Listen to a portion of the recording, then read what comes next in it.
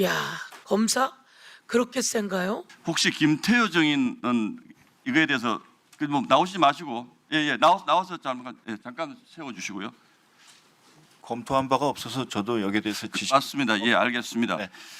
왜 이 문제를 가지고 지금 계속 이렇게 문제를 삼냐면 한 가지 좀 특이한 점이 생깁니다. 민주당 의원님들의 주장에 따르면 북한으로 쌍방울의 그 대북 그 자금이 넘어가지 않았다라고 주장하시는 분도 있고, 또 그동안 나와 있는 이런 뭐 법원 판결로도 확정되어 있는 이런 부분에 대해서도 이제 사실이 아니다라고, 조작이다라고 이제 말씀하시는 분들도 있는데, 왜 아태위가 대북 제재의 대상이 아닌데 당시 청와대에서 국정원에 대북 제재 대상을 만들으라고 강요를 한 것을 가지고 문제를 삼느냐? 제 생각은 그렇습니다.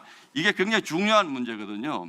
이게 만약에 아태위가 대북 제재 대상이 분명하다 그러면, 만약에 이게 이재명 대통령의 연루 사실이 밝혀지면 이재명 대통령은 앞으로도 대북 제재 위반 사범이 되는 겁니다. 그래서 이 부분을, 아니 돈이 넘어가지 않았다고 주장하시는 분들도 있는데 왜 이게 대북 제재 대상의 기관인지 아닌지가 그렇게 중요하겠습니까? 그래서 그 부분을 계속 문제 삼는 것으로 보이는데, 제가 보기에는 광의로 보면 대북 제재 대상이 맞습니다. 그런데 그 당시에 아마 기재부에서 뭐 누구의 취재인지 한겨레 신문 보도를 알고 있는데, 취재인지 모르지만 아태위는 대북 제재 대상 기관이 아닌 것인 유권 해석이 있어서 그것 때문에 청와대에서 국정원 쪽에 약간 화를 내면서 이게 어떻게 된 거냐 뭐 물어봐라. 그래서 윤석열 대통령과 이시원 공직기강 비서관 국정원으로 연결된 이 라인을 자꾸 찾으려고 그러시는 것 같은데, 제가 보기에는 좀 이상한 지금 주장들을 하고 계시는 것 같아요. 조금 전에 강백신 검사님 잠깐 나오시죠. 아까 뭐 말씀하시려고 한 것 같은데 짧게라도 좀. 아까 그 이광길 정인이 지금 나와서 좀 증언을 했는데요. 이 이광길 정인에 대한 이 정인 모습이 이번 국정국조가 위헌위법이라는 점을 명백하게 보여주고 있다고 생각합니다.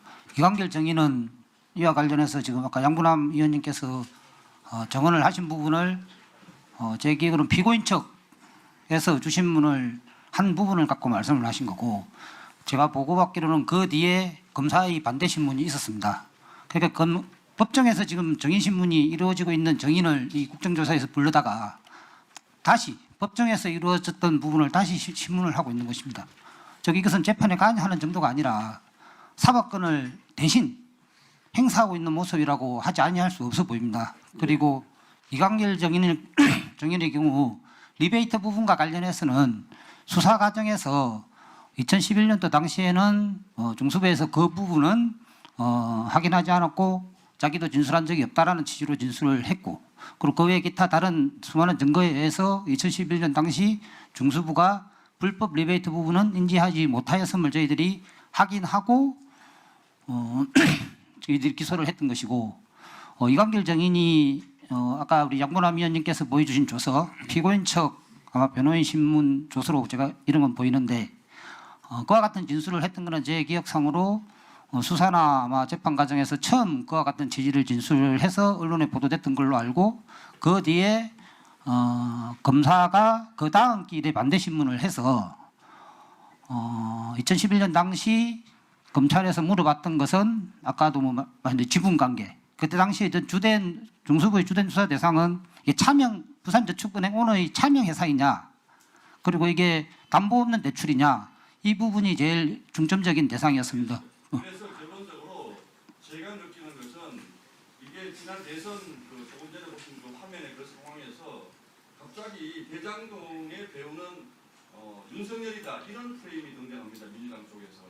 그 프레임에 따라서 등장한 것이 부산저축은행, 조우영 씨, 그리고 뉴스타파 이런 보도들이 지금 이어지는데, 이거 굉장히 사실은 위험한 주장들입니다. 지금 누가 지금 대장동 사건이 어떻게 해서 시작이 됐는데, 그게 갑자기 부산저축은행 문제를 끌어들여가지고 대장동 사건에 배우는 윤석열이다 이 프레임이 등장합니다. 마지막으로 한번 물어볼게요. 우리 남국정인 오래 하셨다. 남국정인 잠깐만요. 남국정인도 혹시 대장동 사건의 배우가 윤석열이다 그렇게 생각하는 측면이 있습니까? 저는 뭐 내용을 잘 모르고 다 2021년 이후 수사 과정에서 들었던 내용들입니다. 아니요, 그러니까 지금 이 내용을 모를 리가 없잖아요. 조영 씨가 같이 조영 씨하고 지나고 모든 게 있는데 민주당의 서임대로 갑자기 대장동의 배우가 이재명에서 대장동의 배우가 윤석열로 넘겨서 2011년도에 조영 대표가 처벌을 받지 않은 건 사실입니다. 그거는 그것이 네, 이제 마무리해 주세요. 대장동의 배우가 윤석열이다. 이거는 대통령하고 이야기하는 그게 말이 됩니까? 이재명 시장 시절에 유동규가 있었고 그게 김만배가 있었고 남욱이 있었고 그런데 그걸 그렇게 뒤집어 쓰고요. 이제 그만하세요. 예. 예. 예, 들어가세요. 예, 들어가세요. 위원장님 한 가지만 말씀드리면 실컷 얘기하시고 뭘 또 얘기하겠다고 해봐요. 예. 그 이광길 씨 진술 관련해서 위원장님께서 말씀할 기회를 주셨습니다. 아니 이광길 증인 얘기는 지금 강백신 증인이 그렇게 얘기하면 어디 무서워서 있겠어요? 지금 얘기할 단계가 아니지. 강백신 증인 거 관련해서는 모르겠는데 지금 여기 나와서 이광길 증인 얘기를 하면 어디 무서워서 살겠냐고요, 그 사람이. 수사 과정에서 확인된 내용을 설명을 드리고 그 신빙성에 대한 들어가시고요. 판단권은 법원에 있다는 점을 말씀을 드리고자 했던 것입니다. 이상. 예, 우선 들어가세요. 강백신 증인이 지금 잘못한 거는 이 자리에 와서 이 국조가 위헌하고 위법하다는 이야기를 해요. 야, 검사 그렇게 센가요? 이 국조는 국회에서 적법한 절차를 통해서 통과된 거예요. 그거에 의해서 하는 겁니다. 박근혜 최순실 때도 국조가 있었고 윤석열 내란에도 국조가 있었어요. 지금 이 국조는 얼마 전엔 오성 참사 관련해서도 국조가 있었고요. 그것도 마찬가지로 수사 중이고 재판 중이나 진실을 규명해야 하기 때문에, 그리고 정치적 책임을 묻기 위해 국조가 있다 이렇게 되어 있는 거예요. 이태원 참사 관련해서도 수사 중이고 재판 중인데 국조했어요.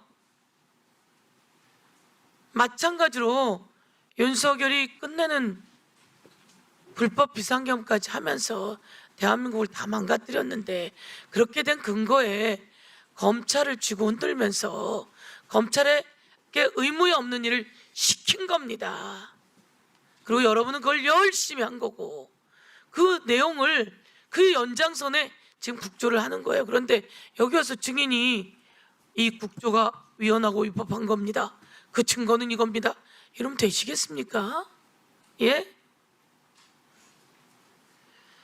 나중에 더 못다한 이야기는 다시 할 기회를 또 여러분에게 드리긴 할 텐데요. 그렇게 하면 안 되죠. 강백신 증인 온 세상을 다 가진 것처럼 손아귀에 넣고 그러려고 하지 마세요. 서영교 위원장 말에 공감이 된다면 구독과 좋아요 부탁드립니다.